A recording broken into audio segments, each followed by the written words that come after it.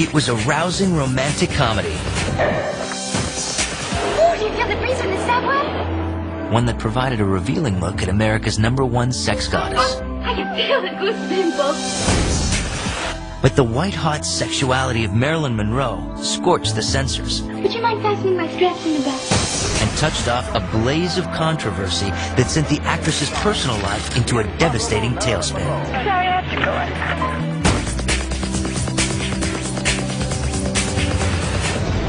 A behind-the-scenes glimpse at Hollywood's most sizzling sex farce. Hi. And a rare look at the censored footage they said was too hot for the big screen. Don't stop. Don't ever stop. On Backstory, The 7-Year Itch. And now that I have your attention, I want to warn all you girls and women of New York about an evil, dangerous, perfectly dreadful married man who lives downstairs in my building. The 7-Year Itch blew the lid off 1950s conservatism. Hey, wait a minute! It shocked audiences with its irreverent look at marital infidelity. I mean, I wouldn't be lying on the floor in the middle of the night in some man's apartment drinking champagne if he wasn't married. And showcased Marilyn Monroe in her most sexually suggestive role to date.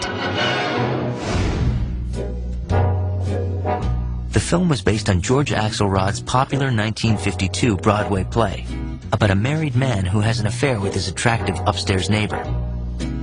Hollywood couldn't wait to cash in on the smash hit. But in the 1950s, movies did not enjoy the artistic freedom that live theater had always taken for granted. Any film produced in Hollywood was subject to the scrutiny of the all-powerful Hays Office.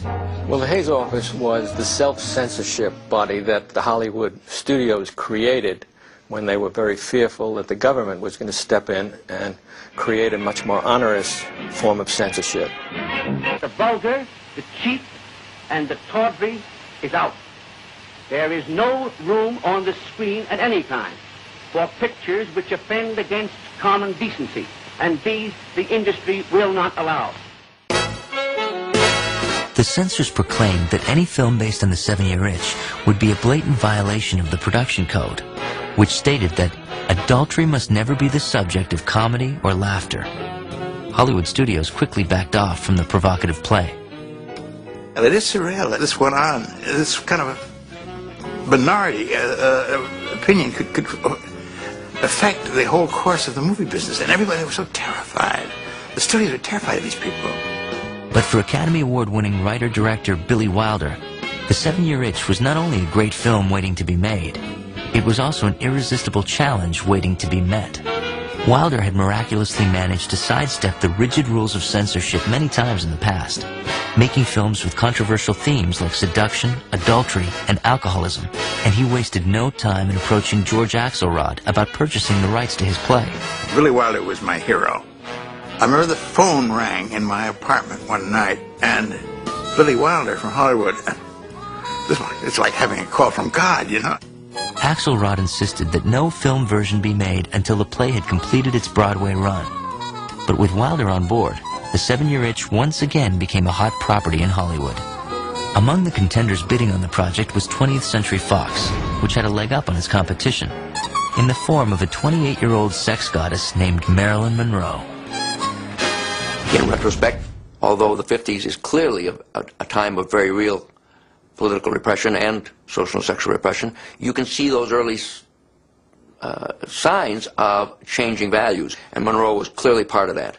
She sang of love just as she lived for love, like a Lorelei, flaunting her charms as she lured men on and on to their eternal destruction.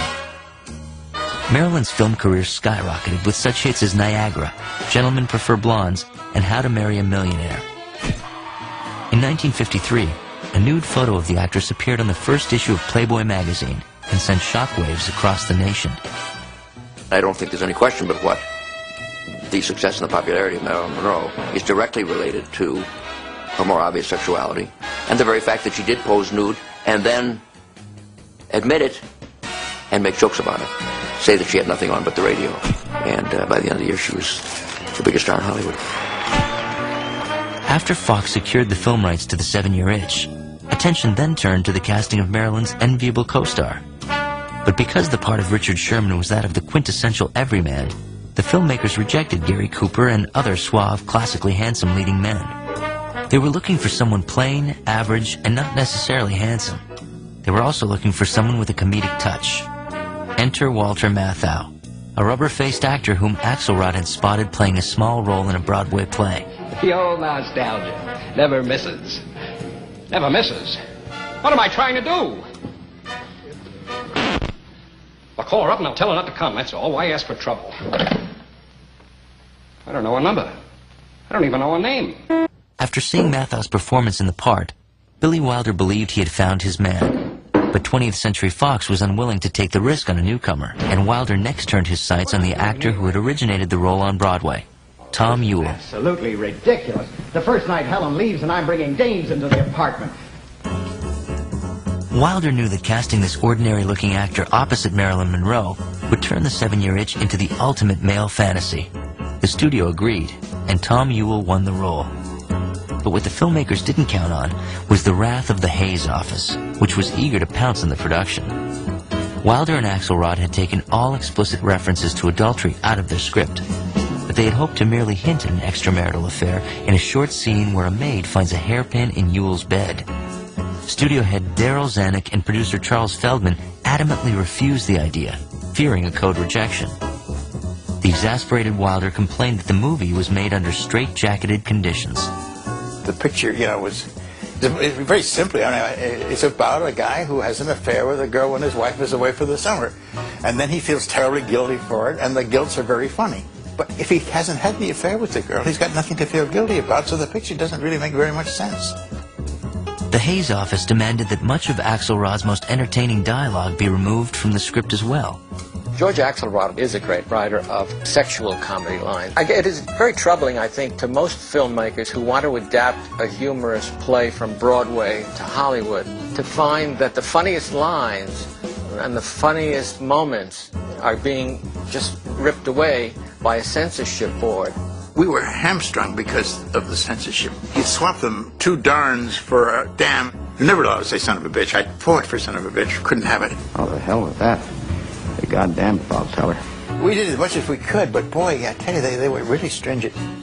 Increasingly frustrated, the disheartened filmmakers feared that their once lively sex comedy was losing its sizzle. But what the censors underestimated was the cinematic genius of Billy Wilder and the pulse-pounding potency of Marilyn Monroe on the big screen. Getting married? That'd be worse than living at the club. Then I'd have to start getting in by 1 o'clock again. Very true, you probably would. At least occasionally. When the 7-Year Itch began filming in September of 1954, Marilyn Monroe was no longer just Hollywood's greatest sex symbol. She was the world's most famous newlywed. Romance that thrills the world. The marriage of Marilyn Monroe and Joe DiMaggio attracts a record crowd to the San Francisco court where the ceremony is performed. Her marriage to baseball legend Joe DiMaggio earlier that year had set off a media firestorm. Nice work, Marilyn. And the same to you, Joe. Fox publicists fanned the flames by alerting the press of the star's every move, and the Hollywood gossip machine turned its spotlight on the filming of The 7-Year Itch. People like Marilyn Monroe are always threats to the moralists in the establishment who are trying to protect their fellow man against an excess of passion. How would you like to come down here and have a drink with me? Maybe. Why, thanks. I'd love it. You would? Sure, it'd be fun. Let me just go put something on. I'll go into the kitchen and get dressed. The kitchen? Yes, when it's hot like this, you know what I do? I keep my undies in the icebox. In the icebox? See you in a minute. Oh. The Hayes office was also keeping a watchful eye over the production. And if that weren't enough, the filmmakers also had another mighty group of moralists breathing down their necks, the Catholic Legion of Decency. The power they had rested in the fact that at Sunday Mass they could tell millions of Catholics that on pain of undermining their soul, they must not go to the movies that the Legion was condemning. Priests representing the Legion of Decency hovered around the set with copies of the provocative script in hand.